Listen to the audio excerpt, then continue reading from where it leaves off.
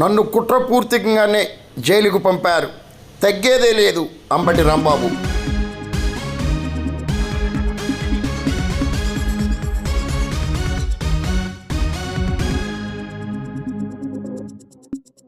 రాష్ట్ర ముఖ్యమంత్రి చంద్రబాబు నాయుడు, మంత్రిలో నారా లోకేష్ తదితర నేతలు కుట్రపూర్తికంగానే నన్ను జైలుకు పంపించారని, జైలు జీవితానికి భయపడే ప్రసక్తే లేదని మాజీ మంత్రి అంబటి రాంబాబు సంచలన వ్యాఖ్యలు చేశారు.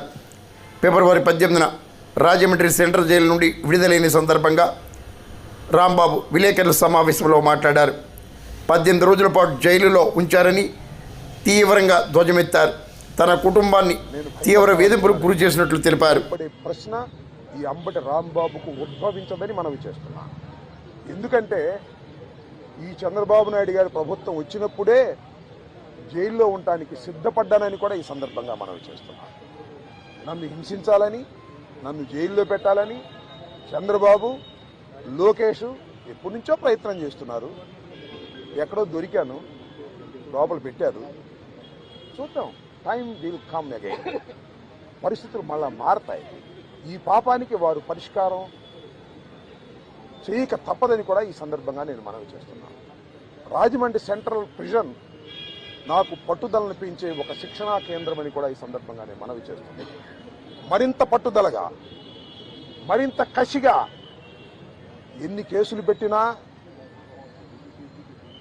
ఎన్ని రోజులు జైల్లో ఉన్నా ఒక్క అడుగు కూడా వెనక్కు వెయ్యను.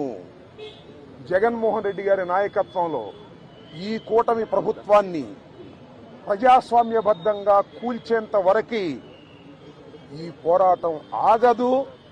ఎన్నిసార్లు జైల్లో పెట్టినా వెనక్కు వెళ్లే ప్రశ్న లేదు. అన్యాయంగా, అక్రమంగా జైల్లో పెట్టారు. నా ఇల్లు దహనం చేయడానికి ప్రయత్నం చేశారు. నా కార్లు బగలగొట్టారు. నా ఆఫీస్ బగలగొట్టారు. నా పెళ్ళాం బిడ్డల్ని తరిమి కొట్టారు. నన్ను చంపడానికి ప్రయత్నం చేశారు. తీసుకొచ్చి జైల్లో పెట్టారు. ఏమైంది? ఏమైద్దని అడుగుతా ఉన్నా. చంద్రబాబు నాయుడు అడుగుతా ఉన్నా, లోకేష్ని అడుగుతా ఉన్నా. ఏమైద్ది? ఏమైద్ది? ఏమీ కాదు. మళ్ళా కాలం తిరిగి వస్తుంది. అన్నిటికీ సమాధానం ఇవాళ చాలామంది మిత్రులు మాట్లాడారు. బయట జరిగిన సంఘటనలు నాకు తెలియదు, చాలా తక్కువ మాత్రమే, పేపర్లో ఉన్నవి మాత్రమే నేను తెలుసుకున్నాను. జైలు జీవితాన్ని నేను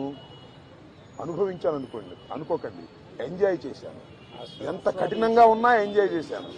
ఎందుకంటే ఒక రాజకీయ స్ఫూర్తితో రాజకీయాల్లోకి వచ్చినటువంటి వ్యక్తిని నేను, పట్టుదలగా ముందుకు సాగే వ్యక్తిని జైల్లో పెడితే భయపడిపోయే వ్యక్తిని అంతకంటే కాదు. మరింత ధైర్యంగా పోరాట పటిమతో ముందుకు వెళ్లేటటువంటి వ్యక్తిని కూడా మనవి చేస్తున్నాను.